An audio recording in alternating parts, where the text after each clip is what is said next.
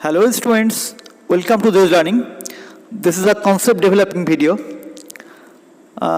In chemical kinetics, this question is often arisen in the mind of the students that can activation energy of a reaction be zero or negative? In this video, we will analyze Arrhenius equation from collision theory, and later we will investigate that whether activation energy of a reaction can be zero or negative. So without wasting any time, let's start the video. At first, I want to give you the answer that no, activation energy of a reaction can't be zero or negative. Now we will analyze Arrhenius equation from collision theory, from the point of view of collision theory, right? So Arrhenius equation is K equal to A into e to the power minus EA by RT. We know the terms K equal to rate constant, A equal to frequency factor, EA is the activation energy of the reaction, R is universal gas constant, and T is the temperature. So according to collision theory, rate constant K equal to the number of effective molecular collisions occur among the reacting molecules per unit volume per second, which convert the reactant molecules into product. So only the effective molecular collisions that occur per unit volume per second among the reactant molecules, which converts the reactant molecules into product, is the measurement of rate constant K. Now frequency factor A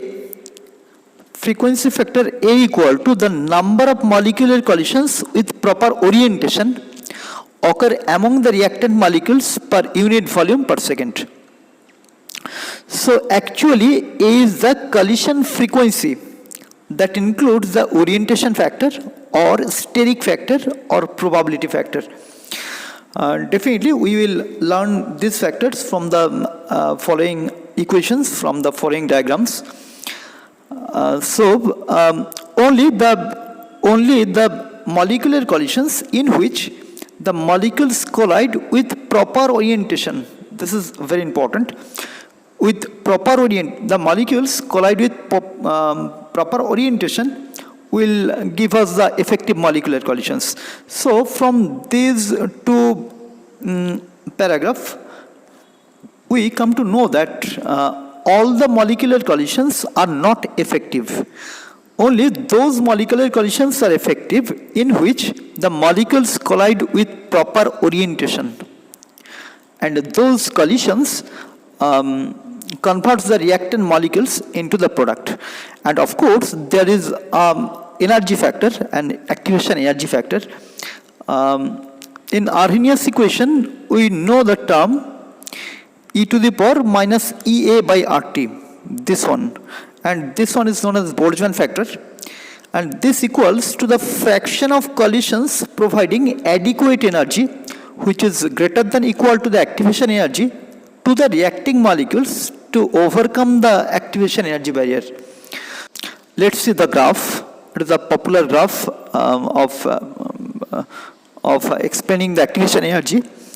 The activation energy is the energy difference between the reactant molecules, the average kinetic energy gained by the reactant molecules, and the energy of the transition state. The energy difference is known as activation energy. It is represented by EA.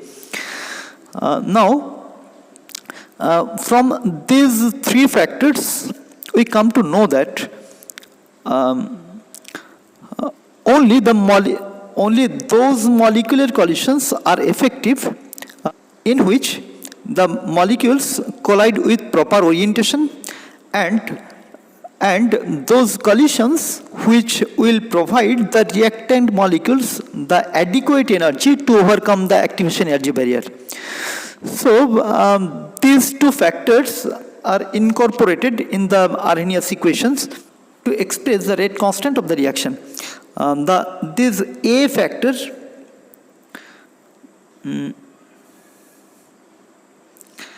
this A factor is actually the orientation factor, the probability factor by which the reactant molecules collide, and this one is the energy factor, that the collisions which provide the reactant molecules the sufficient energy to overcome the activation energy barrier. And the product of these two terms gives us the rate constant K, right? Let us take some examples which illustrate the relation of rate constant K with the frequency factor and the Boltzmann factor. Our first example is the reaction of nitrogen and oxygen to form nitric oxide molecule. So let's see the example very carefully here. Here is your nitrogen molecule and here it is your oxygen molecule. And in this reaction, this nitrogen and oxygen molecules collide to form two nitric oxide molecules. And we can say in a very precise manner that the nitrogen and oxygen molecules will collide in the proper orientation, that the two nitrogen atoms and the two oxygen atoms must collide with each other to form two nitric oxide molecules, these two. So this proper orientation is important, this particular orientation is important, and of course this proper orientation will give the molecules the sufficient energy to overcome the activation energy barrier. In the next three diagrams, we will learn why these collisions will not give us the proper, why these collisions will not give the product.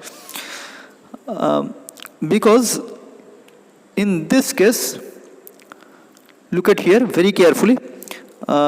In this case, these nitrogen and oxygen atoms collide with proper orientation, but they will not generate the sufficient energy to form the products.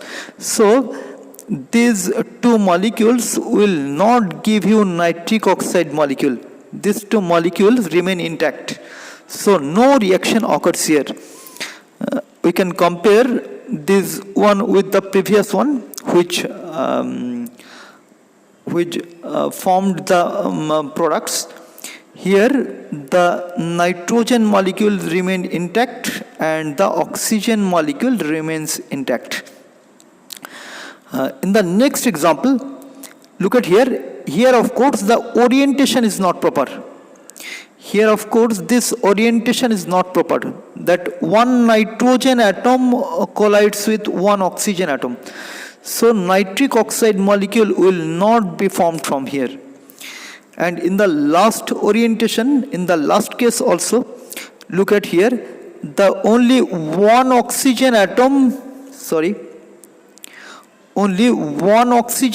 collide with two nitrogen atoms. This is not the proper orientation for the formation of the nitric oxide molecule. So here also nitric oxide can't be formed. So from this example, it is clear that the molecules must have to collide with proper orientation and they must generate the sufficient energy to overcome the activation energy barrier to be transformed into the products. In the next example, this is again very fine example.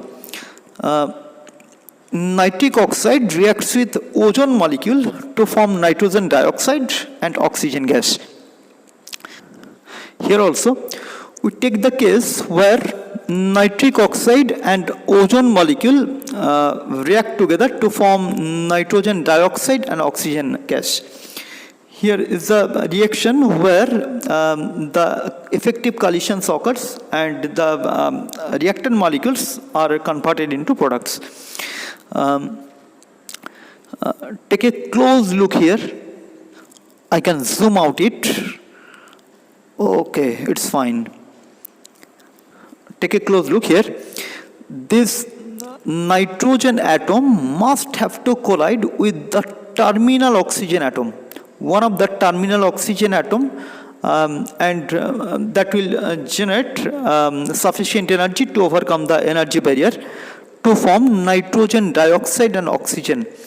This oxygen atom, this one, will combine up with this nitrogen to form the nitrogen dioxide molecule. So this is very interesting. We know the structure of ozone molecule. Ozone just looks like this. This is one of the resonating structures,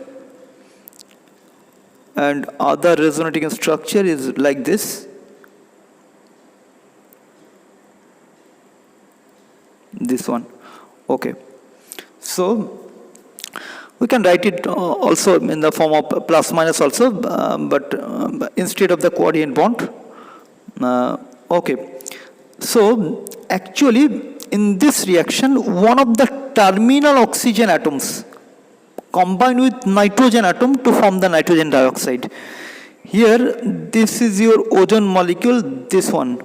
So the terminal oxygen atom must collide with the nitrogen atom to form nitrogen dioxide molecule. If the collision occurs with nitrogen and the central oxygen atom, nitrogen dioxide will not be formed. Okay, it's a very important idea. Okay, this improper orientation we will find in the above examples. Take a look here. This is nitrogen dioxide, this is nitric oxide, and this is ozone molecule. Here the oxygen atom collide with another oxygen atom, so the reaction doesn't occur. And here also nitrogen nitrogen collide with the central oxygen atom, which will not give you the product. As I told earlier, the nitrogen atom must collide with the terminal oxygen atom to form nitrogen dioxide and oxygen. So this proper orientation is important, and not only the proper orientation, and the collision which will provide the sufficient energy to overcome the barrier will give the product. Okay, in the next example, this is nitrogen dioxide, dimerization of nitrogen dioxide to form dinitrogen tetroxide. Here, of course, the collision this is the case 1, this is the case A, which will give us the product. Here, of course, two nitrogen atoms collide together, which provide them the sufficient energy, and bond is formed between two nitrogen atoms to form N2O4 molecule. And in the next case, the nitrogen atom approaches to the direction of the oxygen atom, so the collision occurs between the nitrogen and the oxygen atom, and of course from here no product formation is possible.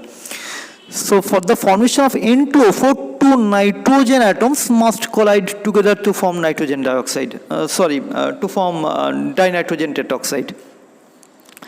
So from the above three examples, we can draw a general conclusion.